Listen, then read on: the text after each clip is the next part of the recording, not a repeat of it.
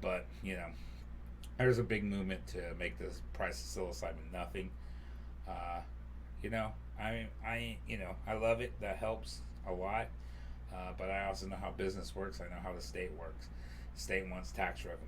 If the state's not getting tax revenue, this is one of the things they tax in Oregon, as we don't pay sales tax here. We pay it through working. If you work, you get taxed here. We pay it through property tax as well. And then hospitality type taxes. And this is one of those. So there's a 15% tax.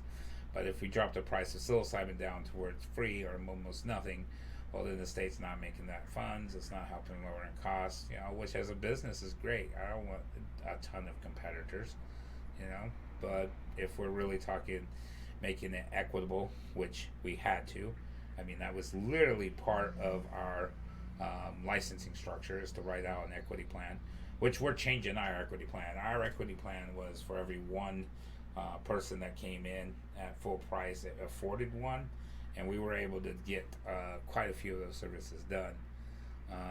But I'm changing it now because there's just so much negative response. There's so many people, saying like we're capitalist pigs because we're charging for psilocybin and this and that. But we just got families to feed. We got businesses to run. $10,000 licensing fees, and if you're gonna do it your way, you do it your way. I got love for you. For me, I would rather be able to close my door at night and not worry about it getting kicked in by somebody with a badge and a gun. I spent a bulk of my life living like that. Not a bulk, but a definitely. Like, it's funny because I look back on it, and for as much as it affected my life, it was such a small percentage of my life. In comparison, like I've been just kind of I think in the smoke shop industry, I've been more smoke shop than any of that former life, right? But that's just the nature of that beast when you're running in those when you're trying to play the game, So there's a lot of people saying negative things about the pricing and everything. So I'm taking it upon myself. I got nothing but love for the people that are watching this right now, and they're like, yeah, Willie, why are you charging so low? We're trying to survive. I'm bringing awareness. So we've changed our plan to $6.95 for everyone. $6.95 for everyone. Now, that's wonderful. That's great. I would have gladly done your services for less than $6.95. I would have probably done your services for free if you really could afford it. Sometimes I was like, dude, just pay for the psilocybin. Sometimes, and the psilocybin cost has dropped, so that's a lot easier than it was in the beginning. For informational purposes only. This is what told people who needed those helps, and yeah, that's what it is. But there's been a lot of hate. I know somebody that charged an extremely high price, and they would do one service a month, maybe one every other month, and then they would do 4 or 5 services for vets, no charge. But you don't see that. You see the price on the website, and so then you have to scroll through hate mail and being called this and being called that, and that's fine. Get your anger out. You're upset about a lot of things. This is how you're expressing it. It's fine. I get it. And but the problem is this. When we do this, it's $6.95, right? So $6.45 is like the rock bottom.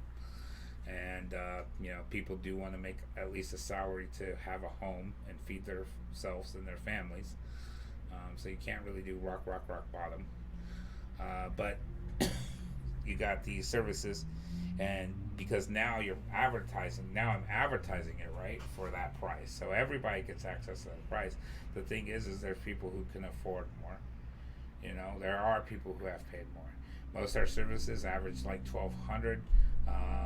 Usually around $2,400, $2,500 is what we were getting for a lot of them. That meant we only had to do, 2 to 4 services a month to get the bills paid for the month and actually have a salary, right? And then what do? We offer free services. Every other person, do you need empathetic pricing? I got you. What can you afford? What can you make happen? You know? And here's the kicker. Here's what's happening on both sides. The people who can't afford it and who are hurting, they're so hurt they feel like they're scums and they can't do it because I can't.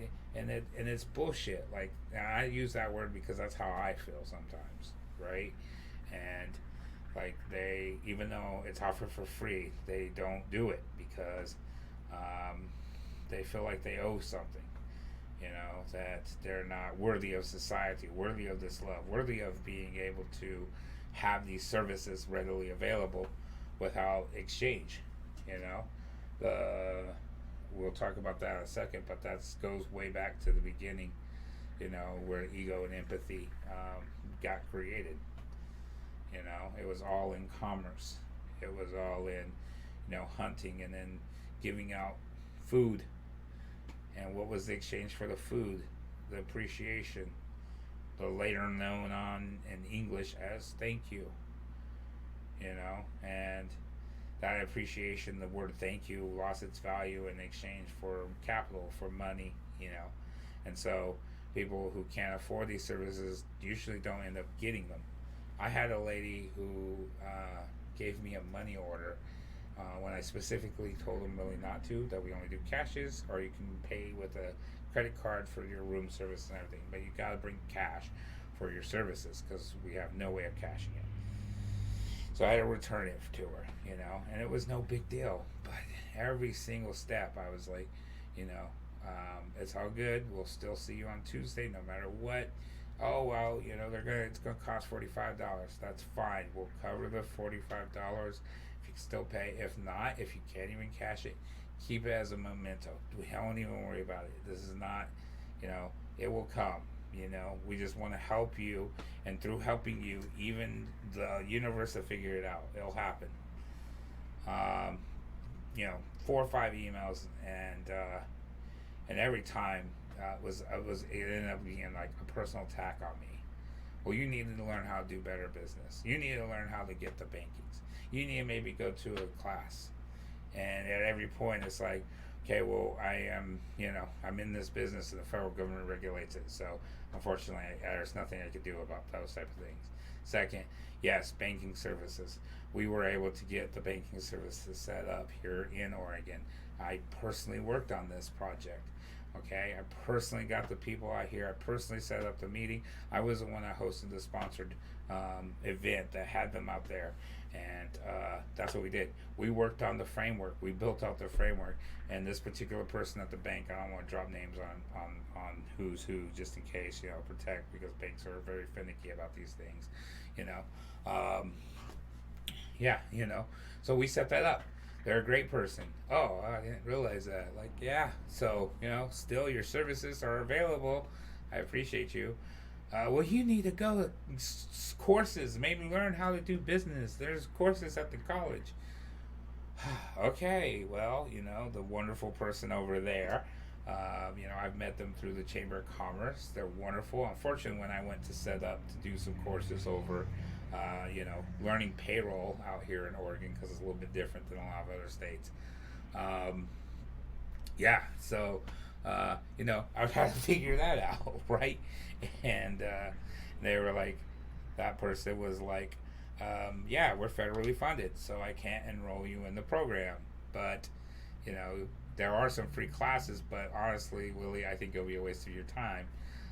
Because you seem to have a pretty good grasp on how business operates at its basic levels and even a bunch more of its advanced things.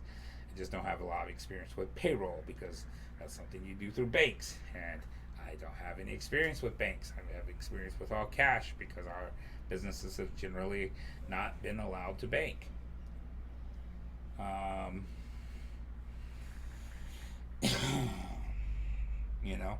People will say too, like, this is some new idea that they'll cancel your bank accounts because of what you say on Twitch or something, or YouTube.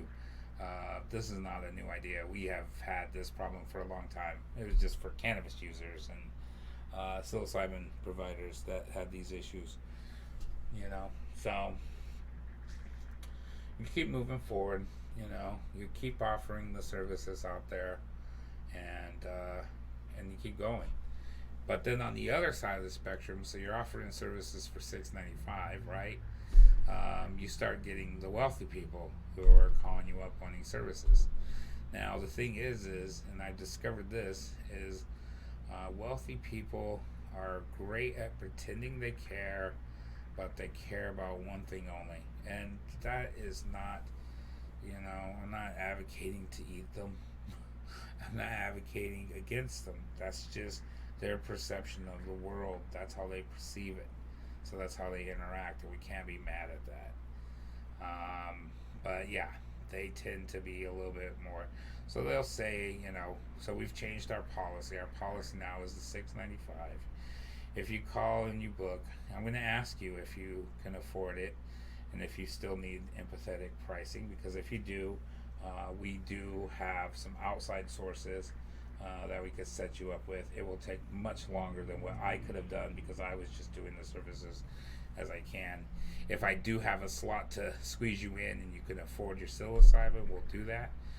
But we only have basically one extra slot per week. So if that is not available, that's not available, right? So the $6.95, if I could book for the 3, but I have to keep the 3 open because I require the 3 to stay operational. And operational, I'm not even saying stay operational where I get to go take a vacation to Hawaii or I get to wear new shoes. No, I don't get that at that price. But that's okay. I'm used to it. I can live it. So the wealthy people, though, when they see the $6.95 price, they'll talk about it. We'll say, hey, it's $6.95, but normally we would charge $2,500 or $3,200. If you can afford those prices, we ask that you still pay those prices, because if you do, we will then make sure that those slots are available for people who can't afford it at super reduced cost or no cost. And you're in hopes that they still book $2,500, but they don't. They might put $200 down extra, which then means I have a salary.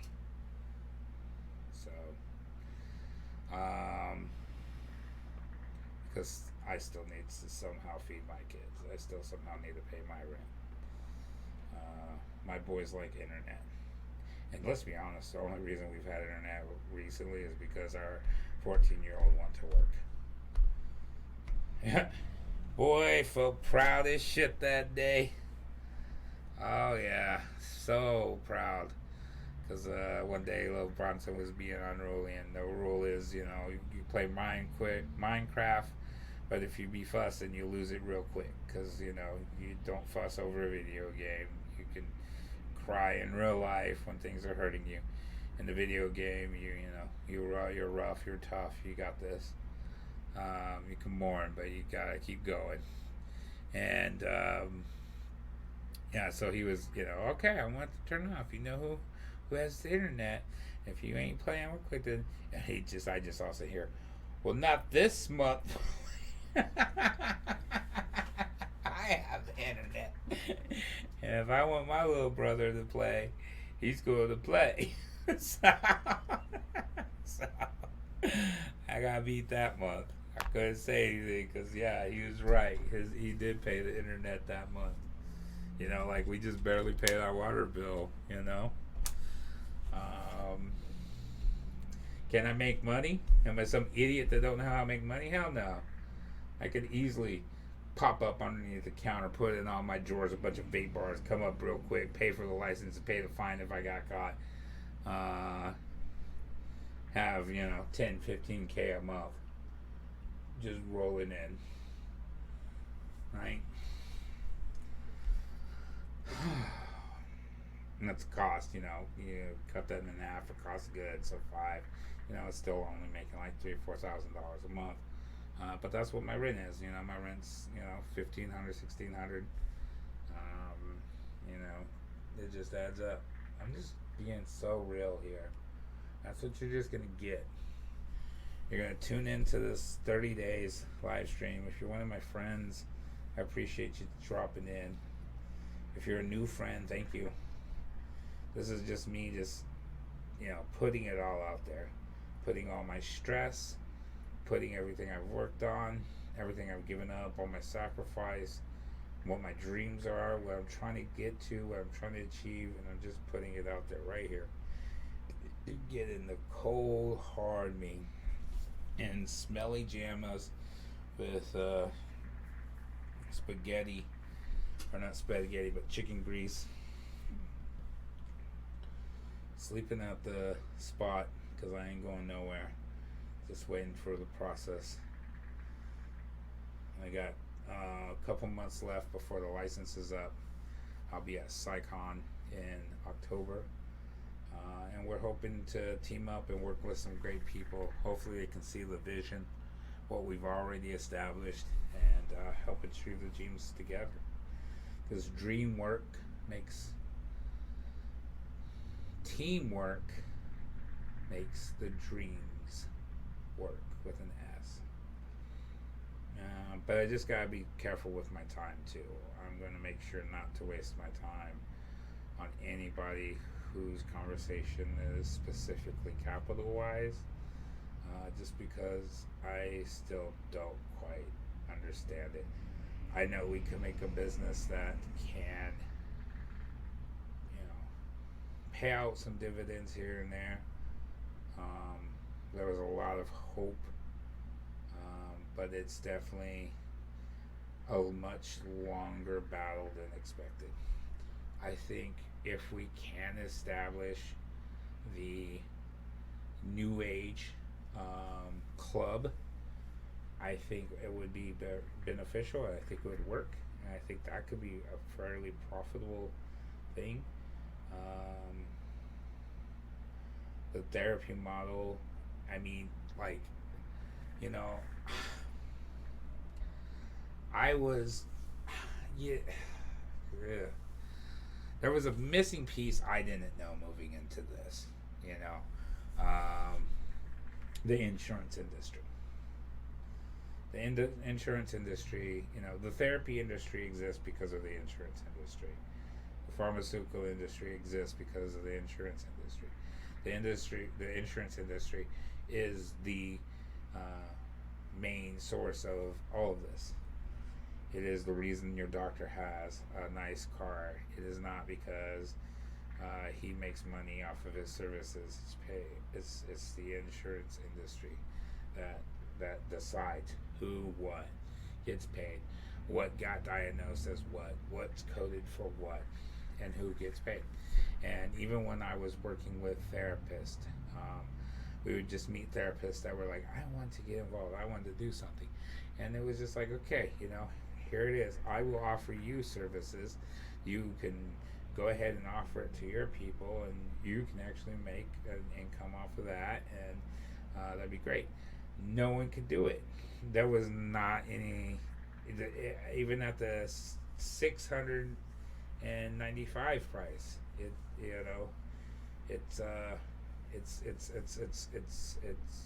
just doesn't fan through. It doesn't work. It doesn't make it happen. The therapists are being paid way more, but they're on a constant feed loop. So, like, if you go and get therapy, it could be 2-3 months before that therapist actually gets paid. And so for them, even, it's just kind of this cycle of just this constant, And then, of course, the thing is too, you set your prices, and then the insurance companies decide what they're actually going to pay you. There's no freedom in that sense there, and that's what could potentially happen with this space. And that would be bad for what I think would be a long term. because people are just looking to connect with people and loosen up and relax, and that's what mini dose does. You know, that's what the small ones do. Um, it can be more of a not go out, get drunk, and fall and break your leg, but more of a go out, have a fun time, drink some mocktails, play some video games, color, dance, paint, enjoy yourself, and not have the hangover, not have, the horrible things that come with it. You know, I mean, even yeah, yeah. Nah, we're not gonna have the transportation plan discussion, but we have transportation plans. We have to abide by them. We have to make sure a client has gone through the allotted time that they're required to be there. Check on it, make sure they sign a form that says that their administration has ended, and then they have to follow through with their transportation plan to get home, or back to their hotel or wherever they're going. And so, that exists. You don't have that for your local club or your dive bar, you know. And that's where I can see this. That's where I can see this being financially feasible, because under the current model, it is not financially feasible. It is not without the insurance companies paying Uber and just doing what they do, because individual persons cannot afford it like that. Cannot afford it like that. So, and then yeah, there's a whole industry built on it. And you're talking about a lot of upper middle class folks, and you lose upper middle class and the middle class folks. It's just going to get worse for everybody.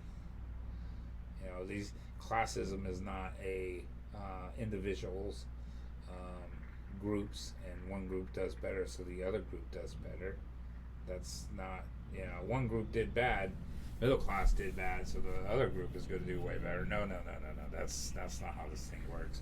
The gap gets further and further and wider, and we are all in it together.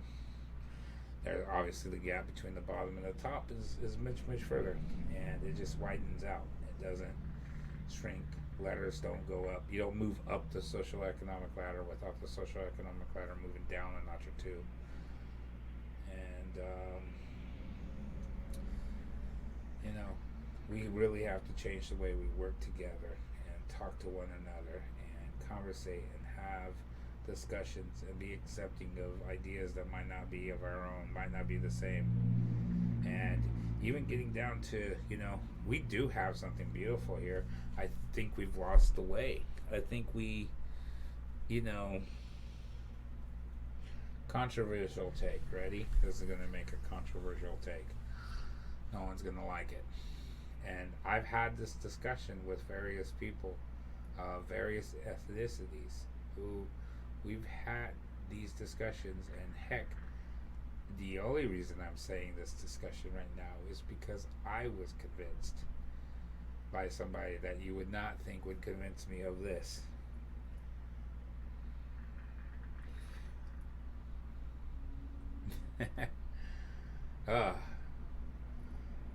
The Civil War, the original Civil War, right?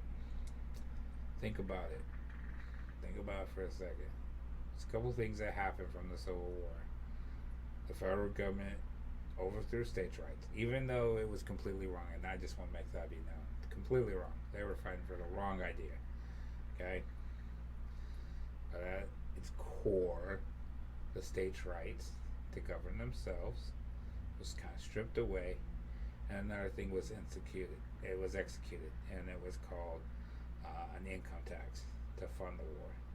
That thing never went away, and the states' rights were always kind of under question afterwards. No one cared about the 10th Amendment. Now, was slavery bad? Very much, yes. Was the South bad? Very much so, yes. Was there a lot of bad people in there? Yes. I'm not advocating for a rise of the South at all. No. Those were those were some yokels. You know, they weren't. They were. You know, they just didn't want to work that hard, and that was bullshit. But you know, that guy just drove by on that cat. There's a skateboard with his cat in town. It's great. The cat just rides on the shoulder. Um, but it did change the way we as states look at ourselves. And I think the thing is, and the reemergence of cannabis and the importance of the reemergence of cannabis is that state rights are important, and that one state should be able to decide what they want to do. And there's a particular presidential candidate that says this. I do not like that presidential candidate. I think he is egotistical. I think he loses his damn mind all the time. He is not a good leader. He does not piece things together very well. He does not work well with people. He is definitely just like the billboard poster, look at me, look at me, look at me. You know, he wants that attention, and that's about it. However, his, talk about letting it go to the state's decision, is, a controversial take, right? For me, I live in Oregon, so I was a little confused because I live in Oregon. We have some of the best women's rights, and body rights, and choice rights. But I seen people protesting, and I'm like, wait, what are we protesting though? Because we already have these rights in the states. We don't have to change that. That wasn't for us. Um, but I get it. You're protesting for the people of like Texas or some of those Bible Belt states, and that makes sense. But we also live. We should be able to freely move. Um, I think that was another important part of our Constitution was the ability to freely move for that reason. If you don't like your state and what they're particularly doing, you can freely move. You can freely move and go establish somewhere else. I know it's not the best option. I know it's not the greatest, but that's possible. And then on top of that, you have the right to petition your government. So if you don't like it, you still have the right to petition your government, gather up votes, get it on a public vote, and vote it in. We did that with cannabis. We petitioned our government. I took lots of efforts to do so. I worked on 4 different efforts before the effort was successful. I gotta say too, we had efforts that had way more support from the cannabis side of things, and then efforts that had less support from the community. And the one that had less support from the community got, we were able to get way more signatures and vote. Like, it's just whack. It's like, did you guys forget to vote? Like, when we did that thing and you guys were all supporting of it, did y'all get way too high and actually forget to show up at the polls? Because we lost by like 4 to 6%, right? But we won by 6% on like a 502, I think. It was like 6%, I think. So what's up with that? Why is that happening like that? But we have that ability. We can redress our government. We can do that. And so when it boils down to it, we should have more of a states' rights. And I think cannabis was the kicker for that. Because cannabis was a states' rights issue. And eventually the federal government had to release a memo. It was an Eric Holder memo that said, hey, it's a states' rights issue, and if a state chooses to do this program, it does it. Now we're facing a new one, and this is a call to action. In December, the Drug Enforcement Agency is taking on testimony from the people, the public, experts. So if you are a activist, if you have ever been healed, or if you have ever been saved by it, I know lots of people have. Actually, that reminds me, I have one other person I need to reach out. She needs to know about this because she's been on a lot of stations, a lot of news, and I'm pretty sure if she gets back out there, they might pick her up so that we can get this conversation going. because what this is doing is the DEA is opening this up. This is allowing for those expert testimonies, the public testimonies, to be put on the public record. That's never been done. You know, when this was banned, it was banned by the government, by the federal government. It wasn't banned by the people coming together, representatives saying, "Hey, we got these studies and they're showing this." No, it just was banned. So to have on the public record, you know, all the stories of how many people it's helped, you know, how many people it's helped. I don't want to say the wrong word, so we're just going to avoid that. But because there's, you know, particular words that you say, and if you say the C word, you might get in a lot of trouble. So we're not going to go that route. Not going to get kicked off. This is all for informational purposes only, and every single one of those persons had their own perspective of their idea of what helped them, and they perceived that to have helped them, and therefore I'm just sharing their stories as well as my own stories. And so, you know, make sure to get out there December 2nd. Make sure to follow that up. Make sure to check into that if you are a person who enjoys the finer green things of life, because we have that right. We have that right. And I think if we are to get this to being a better world, we need to get into smaller area, you know, smaller state tribe type things, but not state tribes as my tribe's this, I'm going to take from your tribe, but as in like we're going to work together, you know, but we're still going to, you know, this particular area, yeah, we're cool if a dude wants to wear a dress, okay? You can still shop with us. I ain't mad at you, okay? I'm reminded of, and I put this video out there, and I don't think people are going to catch on to it. It's a quote. And if you know the movie, I didn't know it was a movie. I was oh God. I don't think, you know, you can't go to jail for handing out flyers, so, but they still harass these people even though it was 20 years ago. But, you know, I enjoyed a particular mask and would don it and meet with various people who had an idea. I don't even like saying it because it got pulled. Like, you know, it's like we're all like, yeah, man, you know, the you know, this particular thing is happening with the federal government and the banks, and this thing we uncovered this with this bank, and yeah, there's the potential that these camps are being kind of set up, and there might be potential of like specific zones, you know, that are allowed or not allowed to go to, and you know, and a particular, you know, money system that will be, you know, fully implemented, and then, you know, and then you got a guy like, oh, and lizard people are, you know, taking kids to pizza parlors. You're like, what? And if you believe those things, you can believe what you need to believe to make it through the world. You know, is that happening at some level? Yes. Yes. Do I think it's happening as some diabolical underground entity that's ruling everything? Definitely not. This is not the lizard people coming up from Alaska or the Antarctica. But you do what you need to do.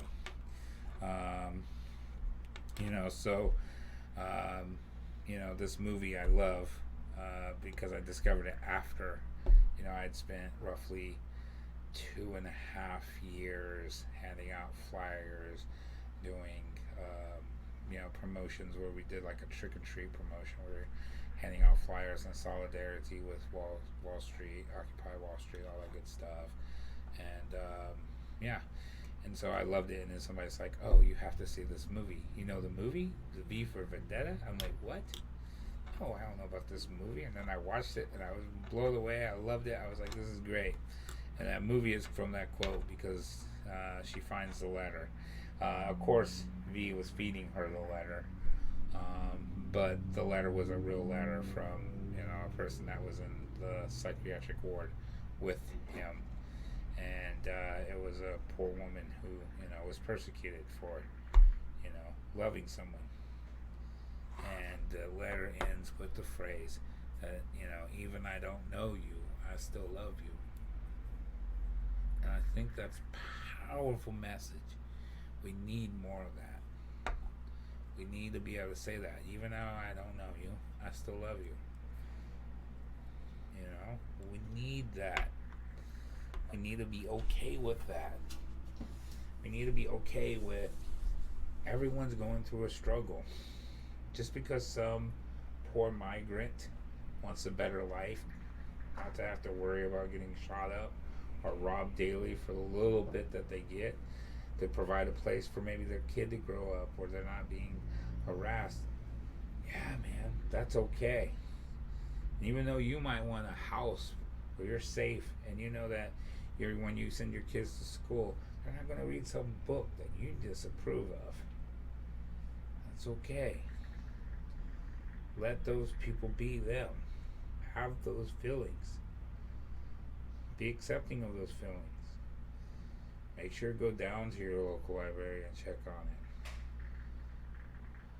Make sure when you do get across that border that you go ahead and get a good job and chip in, contribute. There's more ways to contribute than just having a fourth of your money taken by people who you think is going to do it better than you. Come on, man. Look at what they spend, and it's every single one of them. We trick ourselves to every 4 years. I feel it's a cycle. That's why it's an 8-year cycle. Every 4 years, we trick ourselves into believing something. Then we go through a process of being like, maybe it wasn't, but then it's like this. Then we go through a process, well, it's the other one that's messing it up. And then we just check out. And then the next set comes in. And then, of course, the next set is like, well, those people didn't care. The boomers didn't care. These guys don't care. Gen X don't care. And, they're just run ragged. They run ragged because no matter what side, no matter what system, no matter who you believe in, it tends to all boil down to the same concepts. It tends to always boil down to the same concepts.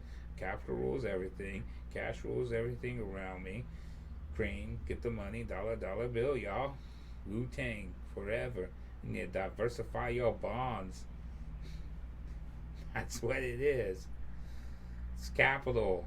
The newest capital is even worse because the newest capital has figured out how to prey on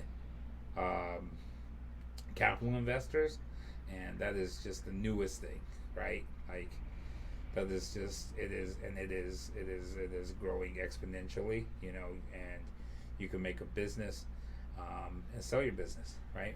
But who are you selling it to? These capital investors, and what they're going to do is, they're going to take your business that's getting some headlines, getting some good things.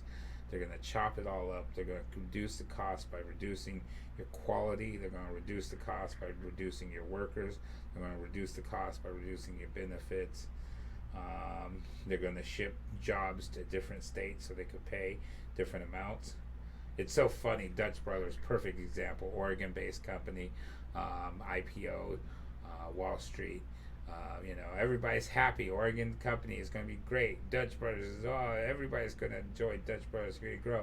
Yeah, they got into some new locations, but really, what did they do? They started cutting costs. Now the headquarters is in Arizona, and I'm laughing because I refuse to go to Arizona. My people were like, we should go to Arizona because it'll be more cost effective, and we could hire immigrants to do all the work and just send them away. And I'm like,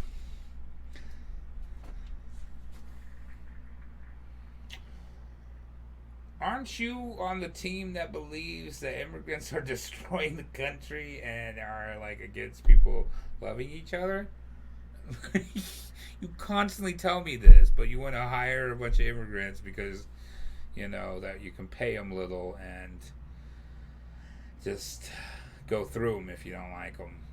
Okay, cool. Yeah, no, I'm not going to screw over my business partners. I'm not going to screw over the people who are working for us, and we're going to go and we're going to keep trying to keep at it. Unfortunately, though, I got in a car wreck and I was unable to maintain the thing myself. We couldn't get enough capital to really get those going. So we produced products, we got them on Amazon, we sold them, we OEM'd products for other companies. It went really well, but our own product line never really got produced. Um, it got produced in another product which had my name on the bag, but then they were run around and sell mushroom bars in the various other states, and they were constantly on me about this. I'm like, I'm literally coming 100% legal and legit here. I haven't done these things for many years. Like, I don't really want to go back, 15 years doing what I used to do, for a couple pennies. And it was bad, and I was financially struggling. So I was like, woke up one morning. I was like, okay, if either one of you really want to do this, I'll do it. I'll make all the bars you want, but you're the boss. You're the boss. So, I ain't no snitch, but I'm just saying that if this goes down and it happens, I would have to be there for my baby boy. So, I only want to do a year or two. So I'm pointing at one of y'all. So which one is it going to be? One of you two. Who's it going to be?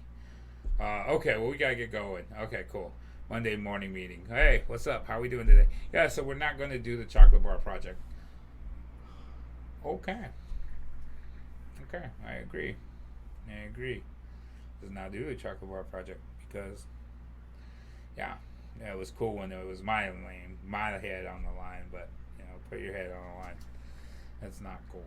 So, I get it. I still have a lot of resentment for that interaction. Eventually, I pulled their contract, and I was like, yeah, no, we're not doing that. After we shipped them 450 units, sold all of them, and didn't see a red dime for it. It was just wonderful. So, but not too upset because some of my schooling was paid with that. So, very much appreciative. But that was the trade-off. Of course, on paper, it was like we got this order in, we did that, but it never actually shipped over anything. They never actually made that. And then when I'd said, okay, well, if you guys are going to be partners, you got to come up with some capital to help the factory run. That's when the conversation about moving the factory is, because that's what they want to do. They just want to cut cost. That's what investment firms do. They cut cost, cut quality, so they could turn around and sell it to the closest bidder. And then once they sell enough, the public is owning all the shares. That's why they call it initial public offering. It's not really the company that's like, oh, hey, I'm offering this public. It's the investment company. The investment company buys up a huge portion of their company, and then they turn around and sell those shares. And then at the end of the day, it's us, the public, that's holding the bag.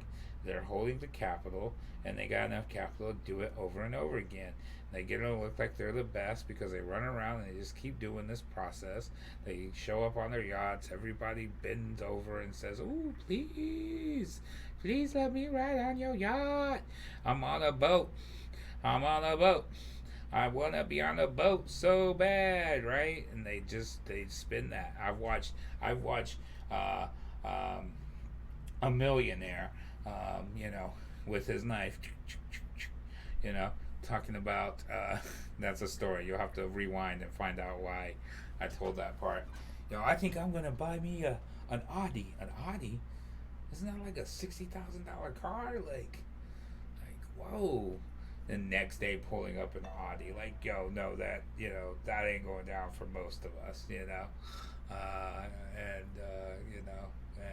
and then watching him run around like a chicken with his head cut off because the person coming into town is the billionaire, and he's flying in on his private G6. Like, there's levels to it. No matter what level you think you get to, there's always another level, and that's what these investment firms build on. They build on the idea that you're going to get to the next level because they're going to give you enough that you'll get to the next level. You'll sit there for a while, and that's what it is. But your entity, that's the exchange. That's a sacrifice. Your entity gets sacrificed. I mean, how many times have you had a product that you absolutely love that just went downhill drastically? because it got bought. Like Chipotle used to be the thing. Like Chipotle was bomb. It was delicious, but eventually it wasn't because it was sold. It overdid it. The quality got cut. The streamline got brought in. Um, and that's what happens. That's what happens. That's what that system does. And is it inherently bad? No. Is it inherently good? No. It's part of our cycle of life. It's part of our earth. It's part of who we are. You know, and it's up to us if we're going to um, what we're going to do with our own selves. Are you going to buy into it or you're not? It's not something that we can inherently stop. It's something that we just need to all kind of wake up to. And that's why I do what I do. Because the more people I meet that have had these experiences, the more awake they are. I mean, dude, you should watch some of these doctors do it. I mean, there are certain doctors, like, I got nothing but love for you guys. And it's so funny because I'm showing up at this venue, and we're the guest of honor because we're the first licensed people, right? And so we're like, we're getting introduced to all these people. We get introduced to this doctor, and he's like, oh, forgive me while I smoke, and I'm just out here in shorts smoking in Denver. And he's all looking around paranoid. He's like, I'm looking like a degenerate. And I'm like, I'm like, no, sir, this is what a degenerate looks like. Like, you're good. And so, a few months later, I catch up with him, and he has a passionate speech, passionate talk about just the capital system and how it's, and that's the thing, we get so stuck in, like, our brains are so left or right, one or two, black or white, red or blue. We have no vision for gray. We have no vision for a rainbow of color. Like, is capitalism inherently good or inherently bad? No, neither of those is true. Is communism inherently good or inherently bad? No, neither one of those is true. It has good aspects, it has bad aspects. Some of it works, some of it don't. Some of it works in earlier stages, some of it works in later stages. Yeah, the idea, though, is there's something that's out there that we haven't quite achieved because we're always constantly trying to look up. Don't look up. Look at ourselves. Look at us. Oh, that's deep. That movie might have a deeper meaning, if you think about it. Look at ourselves. Work together with ourselves. That's where we need to be looking. We need to be looking there. And right now, I'm looking at you. And I appreciate you staying here and talking with me during this little 2-hour talk that I just had. This rant, this rave, I don't know what you call it. I'm going to save this one, and it's probably on my feed for my breaks. We're going to be live for 30 days. I'm working every day. I pass out when I pass out. I work if I'm not